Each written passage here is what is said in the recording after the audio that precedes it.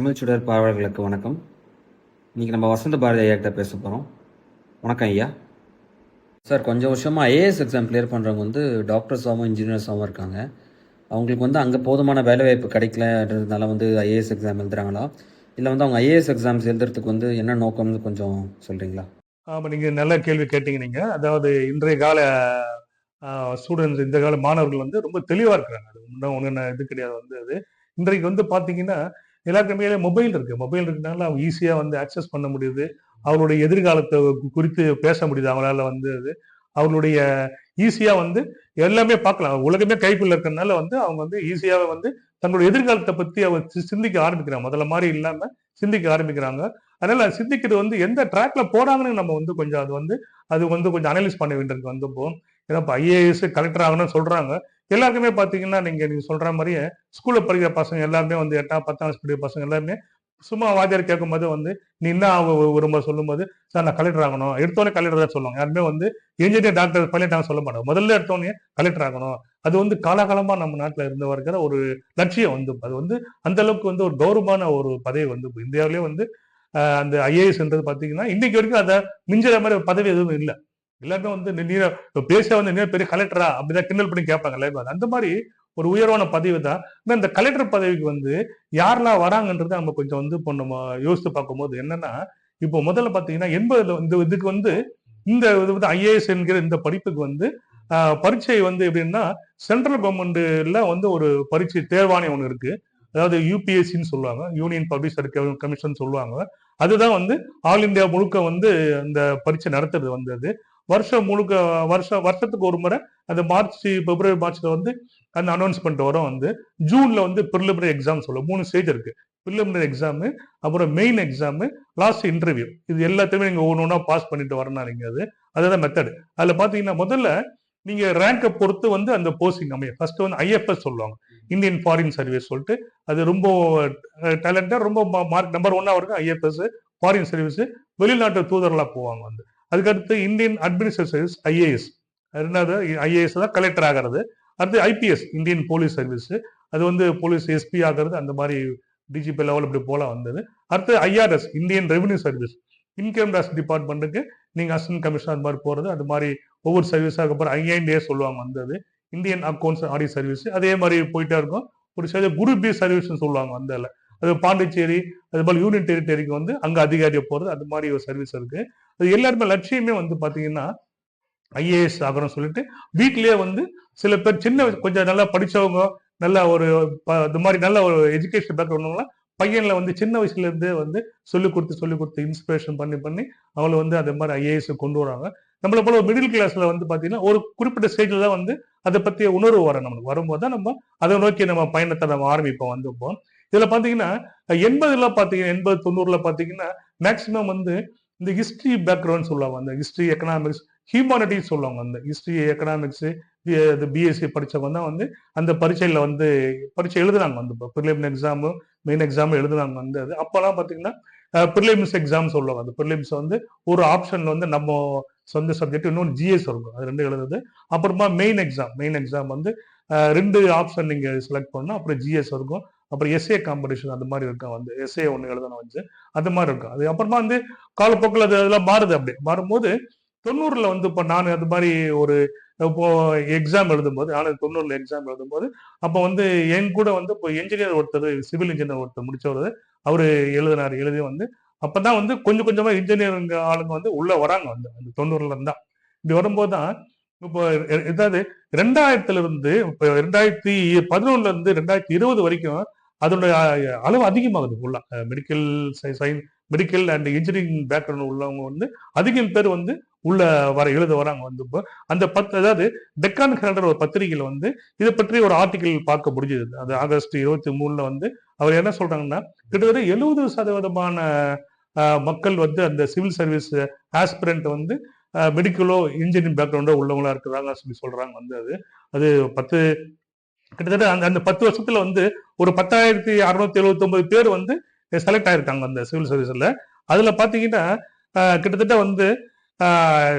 80 கிட்டத்தட்ட என்ன சொல்றாங்கன்னா 55% இது மாதிரி மெடிக்கல் டாக்டரோ அது மாதிரி இன்ஜினியரிங் ஃபீல்டு சொல்லியிருக்காங்க. இந்த புள்ளி சொல்லுது வந்து போது இப்போ நான் வந்து ஒரு துறையில நான் மத்திய அரசாங்க துறையில வேலை பார்த்தவன். எங்களுக்கு உயர் அதிகாரிகள்லாம் இதே மாதிரி ஐஏஎஸ் எக்ஸாம் எழுதி வந்தவன்னா அதுல என்னன்னா அதுல வந்து ஒரு உயர் அதிகாரி வந்து வெட்டரி டாக்டர் முடிச்ச வந்தவர், இன்னொரு உயர் அதிகாரி வந்து agriculture BS agri MS agri முடிச்சுட்டு வந்தவர், இன்னொருத்தர் வந்து சிவில் இன்ஜினியர் அந்த மாதிரி முடிச்சு வந்தவங்க.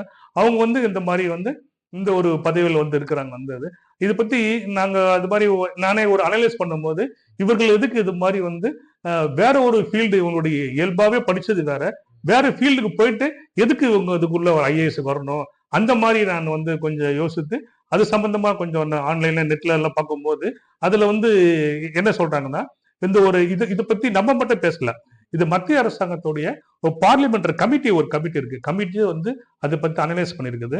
என்னன்னா parliamentary standing committee on personal public grievances law justice வந்து அது மாதிரி ஒரு டிபார்ட்மெண்ட்ல வந்து வந்து பிஜேபியோட எம்பி சுஷில் குமார் மோடி சொல்லிட்டு அவரே சொல்றாரு அது மாதிரி வந்து இன்ஜினியர்ஸ் டாக்டர்ஸ் எல்லாம் இழக்கிறோம்னா இவங்க வந்து படித்தது தங்களை எக்ஸ்பர்ட் ஆக்கிக்கிட்டது எல்லாமே வந்து அந்தந்த ஃபீல்டுல மெடிக்கல் ஃபீல்டோ இன்ஜினியரிங் ஃபீல்டோ தான் தங்களை வந்து எக்ஸ்பர்ட் ஆக்கிட்டாங்க. பெரிய ஹைலி இன்டெலிஜென்டா உள்ளவங்க தான் ஐஏஎஸ் எக்ஸாம் பாஸ் பண்ண முடியும். அந்த மாதிரி இன்டெலிஜென்டா உள்ளவங்க வந்து நிர்வாகத்துறைக்கு வந்துட்டாங்கல்ல வந்தவங்க. அது வந்தது பிளஸ்ஸா மைனஸான்றது வேற விஷயம். வந்துட்டதுனால அவங்க சார்ந்து உள்ள துறைக்கு அவங்களால சேவை பண்ண முடியாம போச்சு. இந்த தேசம் வந்து ஒரு நல்ல ஒரு டேலண்டான ஒரு இன்ஜினியரை வந்து இழந்துருச்சு. அதே மாதிரி நல்ல டாக்டர் இழந்துருச்சு. ஏன்னா இன்னைக்கு வந்து பார்த்து என்ஜினியர் எப்படியே விடுங்க, நீங்க மருத்துவத்துறைகளை வந்து நம்ம மருத்துவர்கள் தேவைப்படுறாங்க வந்து இந்திய தேசத்துல வந்து ஏதோ நீங்க இந்தியாவிலேயே வந்து அதிகமான மருத்துவர்கள் உள்ள வந்து தமிழ்நாடு தான்ன்றது எந்த விதமான ஒரு ஐயப்பாடும் இல்லை. இருந்தாலும் வந்து இன்னமும் வந்து தேவைப்படுறாங்க. கிராமத்துல வந்து உங்களுக்கு மருத்துவர் தேவைப்படுறாங்க. இது போல உள்ள சூழ்நிலை வந்து மருத்துவர்களும் இன்ஜினியர்களும் வந்து ஐஏஎஸ் நிர்வாகத்துக்கு போறதுனால இப்போ நிர்வாகம்ன்றது வேற விஷயம், நிர்வாகத்துறைன்றது வேற விஷயம் வந்தது, அது வேற. இவர்கள் வந்து இப்போ இது போல டெக்னிக்கல் பேக்ரவுண்ட் உள்ளவங்க வந்து இது மாதிரி அந்த நிர்வாகத்துறைக்கு போறதுனால இது வந்து இந்த தேசம் வந்து ஒரு டேலண்டான ஒரு அதிகாரி இவங்களை வந்துட்டு மருத்துவர் டாக்டர் இழந்துட்டு சொல்லிட்டு நம்ம மட்டும் ஃபீல் பண்ணல, இந்த அரசாங்கமே ஃபீல் பண்ணுது, பார்லிமெண்டரி கமிட்டியே ஃபீல் பண்ணது வந்தது. அது சம்பந்தமா வந்து நான் வந்து ஒரு உயர் அதிகாரிகிட்ட நான் பேசினேன். பேசியது மாதிரி சார் அவர் வந்து ஒரு இன்ஜினியர் தான், ஒரு துறையில உள்ள இன்ஜினியர் தான். அவர்கிட்ட இந்த மாதிரி சொல்லும்போது அவர் என்ன சொன்னார்னா அவரு இப்போ 10 வருஷத்துக்கு முன்னாடி தான் அந்த ஐஏஎஸ் எக்ஸாம் எழுதி வந்து ஒரு அதிகாரி இருக்கிறாரு வந்து அவர் என்ன சொல்றாரு, இல்லைங்க ட்ரெண்ட் மாறிடுச்சு வந்தது. இப்போ அட்மினிஸ்ட்ரேஷன்ன்றது நிர்வாகத்துறைன்றது பொதுவான ஒண்ணுதான், அதுக்கு யார் ஒன்னா வரணும். இப்ப இந்த படிப்பை படிச்சு வந்தா வந்து ஐஏஎஸ் ஆகணும் சொல்லிட்டு எதுவுமே இல்லை வந்தது. ஒரு காலத்துல வந்து பிஎஸ்சி ஹிஸ்டரி படிச்சவங்க எக்கனாமிக்ஸ் படிச்சவங்க வந்தாங்க, சரி வந்த போது அது ஒரு காலகட்டம் வந்தப்போ. இப்போ அந்த காலகட்டம் மாறிடுச்சு வந்துப்போ. இன்னைக்கு வந்து இப்போ சயின்டிபிக் டெவலப்மெண்ட் டெக்னாலஜி டெவலப்மெண்ட் எல்லாம் வந்துருச்சு வந்தது.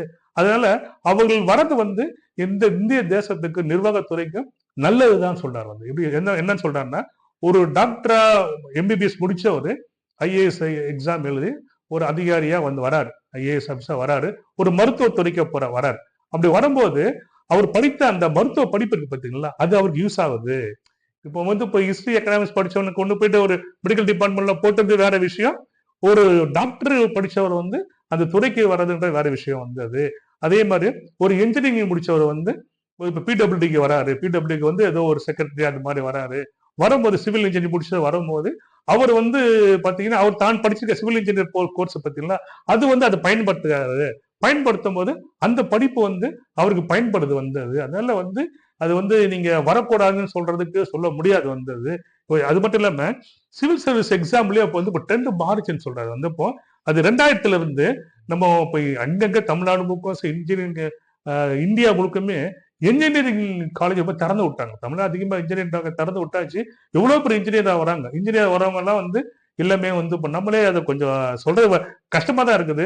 5000க்கும் 10,000க்கும் வேலை பார்க்கறாங்க. அது வேணா ஒரு படிப்பு என்பது வேற. அந்த படிப்பை வந்து நீங்க எப்படி பயன்படுத்துகிறீங்க வந்து நீங்க அதை எக்ஸிக்யூட் பண்றீங்க, எப்படி வந்து நீங்க ஒரு வேலைக்கு தங்களை தயார்படுத்துகிறேன் என்பது வேற. அது வந்து அது போல எல்லாருமே அந்த மாதிரி தயாராகிறது கிடையாது. ஏதோ டிகிரி படிச்சு வச்சிருக்காங்களே தவிர தங்களை தயார்படுத்துகல. அதுல இருந்து ஒரு சில பேர் என்ன பண்றாங்கன்னா டாக்டர் முடிச்சவங்களோ இன்ஜினியர் முடிச்சவங்களோ ஒரு ஸ்டேஜ்ல ஒரு ஃபைனல் வரும்போது தான் அவங்களுக்கு வந்து ஒரு அவேர்னஸ் வருது. கூட உள்ள ஃப்ரெண்ட்ஸ் எல்லாம் டிஸ்கஸ் பண்றாங்க. இது மாதிரி நெக்ஸ்ட் என்ன பண்ண போற நீ, இது மாதிரி பிராக்டிஸ் பண்றது கூட why don't you try for IAS exam, அது மாதிரி சொல்லும் போது தான் அவங்க வந்து என்ன பண்றாங்கன்னா அது மாதிரி வந்து நம்ம ஏன் ட்ரை பண்ணக்கூடாது சொல்லிட்டு அதுல கொஞ்சம், ஏன்னா 5 வருஷமா வந்து டெடிகேட் பண்ணி படிச்சாங்க. அதுல வந்து ஒரு 50% டெடிகேட் பண்ணி படிச்சோம்னா ஐஏஎஸ் கிளியர் பண்ணிடலாம். வந்து அதுதான் அவங்களுக்கு. அது இல்லாம அவங்க செலக்ட் பண்ற சப்ஜெக்ட் பத்தி 2 சப்ஜெக்ட் வந்து வரும்போது, ஒரு சப்ஜெக்ட் வந்து இவங்க படிச்ச சப்ஜெக்டா இருக்கும், இன்னொன்னு வந்து ஒரு புது சப்ஜெக்டா இருக்கும். ஒரு சோசியாலஜியோ ஜியாகிரபியோ தமிழோ அது மாதிரி இருக்கும்போது ஈஸியா படிச்சுட்டு வந்துடுறாங்க.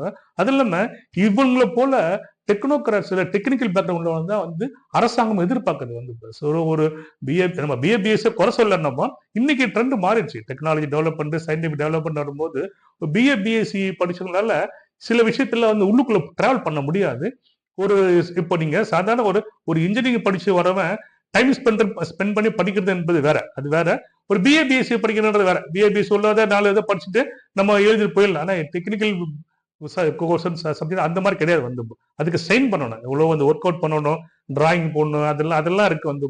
அதனால அவங்களால வந்து ஒரு பொதுவான விஷயத்த வந்து ஈஸியா வந்து கிராஸ் பண்ண முடியும், வந்து புரிஞ்சுக்க முடியும். இப்போ நிர்வாக சம்பந்தப்பட்ட விஷயமும் சரி, நிர்வாகத்துல சில துறைகள் சம்பந்தப்பட்ட விஷயம் சரி, அதை வந்து ஒரு இன்ஜினியரிங்கும் மெடிக்கல் பேக்ரவுண்ட் உள்ளவங்க வந்து ஈஸியா வந்து அதை உள்வாங்கிக் கொள்ள முடியும் வந்து சொல்லும் போது. மற்றவங்களை போல இந்த ஹியூமானிட்டிஸ் பேக்ரவுண்ட் வரதோட இந்த மாதிரி உள்ளவங்களால வந்து அது உள்வாங்கிக் கொள்ள முடியும் சொல்லிட்டு அந்த அதிகாரி சொல்றாரு. அது மட்டும் இல்லாம இவங்களுடைய யூபிஎஸ் உடைய பாலிசியே வந்து என்ன இருக்குதுன்னா இப்போ 2013 வந்து மாறி இருக்குது. இதுக்கு முன்னாடி வந்து அவங்க வந்து ஒரு ஆர்ட்ஸ் அண்ட் சயின்ஸ் கிராஜுவேட்ஸ் வந்து முக்கியத்துவம் கொடுத்து வந்து மாறிட்டு அதுல என்ன பண்றாங்கன்னா ஸ்பெஷல் ஆப்டிடியூட் டெஸ்ட் வைக்கிறாங்க போல. அதாவது இவங்களை வந்து முழுக்க வந்து என்ஜினியரிங் கிராஜுவேட்ஸ் நம்ம செலக்ட் பண்றதுக்காக வேண்டி வைக்கும் போது அது வந்து ஒரு எக்ஸாம், அந்த எக்ஸாம்ல வந்து நீங்க பாஸ் பண்ணாதான் வந்து நீங்க உங்களை சிவில் சர்வீஸ் ஆப்டிடியூட் டெஸ்ட்னு ஒரு டெஸ்ட் வைக்கிறாங்க. அந்த டெஸ்ட் வந்து 2013 வந்து இன்ட்ரோடியூஸ் பண்றாங்க, சிவில் சர்வீஸ் ஆப்டிடியூட் டெஸ்ட். அந்த டெஸ்ட் வந்து ஒன்றும் கிடையாது, மேக்ஸ் இருக்கு பார்த்தீங்களா, மேக்ஸ் அந்த மாதிரி குவான்டிடேட்டிவ் ஆப்டிடியூட்ஸ் உள்ளவங்க மேக்ஸ் அது மேக்ஸ் வந்து எக்ஸாம். அந்த டெஸ்ட்டை வந்து யாரால கிளியர் பண்ண முடியுதுன்னா இன்ஜினியரிங் பேக்ரவுண்ட் உள்ளால கிளியர் பண்ண முடியுது. இப்போ பிஏ பிஎஸ்சி உங்களால வந்து கிளியர் பண்ண முடியாது வந்து அந்த மாதிரி. அதனால அந்த டெஸ்ட் வைக்கிறதுனா அதுலயே ஃபில்டர் பண்றாங்க. ஃபில்டர் பண்ணும்போது இதை வந்து அதாவது அந்த அதிகாரி சொல்றாரு, நான் வந்து ஏற்கனவே இந்த இதெல்லாம் படிச்ச இந்த கோர்ஸ் நான் ஐஏஎஸ் பண்ணும்போது எனக்கு 2013 வந்து இந்த எக்ஸாம் எழுதினேன். நான் எழுதும்போது எங்களுக்கு ஈஸியா இருந்துச்சு, ஏற்கனவே இன்ஜினியரிங் பேக்ரவுண்ட் இருந்தனால இன்ஜினியரிங் காலேஜ் எல்லாம் நாங்கள் படிச்சிருக்கோம் நாங்க. அதனால வந்து இந்த ஆப்டிடியூட் டெஸ்ட்டை வந்து என்னால கிளியர் பண்ண முடிஞ்சிச்சு. வேற இந்த பிஏ பிஎஸ்சி படிச்சவங்களால வந்து கிளியர் பண்ண முடியல. அப்புறமா பிறகு வந்து அரசாங்கத்துல வந்து சலுகை கொடுத்து அவங்களுக்கு பண்ணாங்க சார், அவங்களால முடியல. இல்ல அரசாங்கமே என்ன பண்ணுதா, யூபிஎஸ்சியே வந்து அவங்களுக்கு தேவை வந்து நல்ல ஒரு இன்டெலிஜென்டான ஒரு டெக்னிக்கல் பேக்ரவுண்ட்ல வந்து தேவைப்படுது சொல்லி விரும்புறாங்க வந்தது. அதனாலதான் வந்து அது போல வந்து பின்னணி உள்ளவங்க வந்து இதுல வராங்கன்றதை சொல்ல முடியும். அதை நம்ம ஒரு குறையா சொல்ல முடியாது, நம்ம வந்து சொல்ல முடியாது. அதனால வந்து அது வரவேற்கப்பட வேண்டிய ஒன்றுதான் வந்து.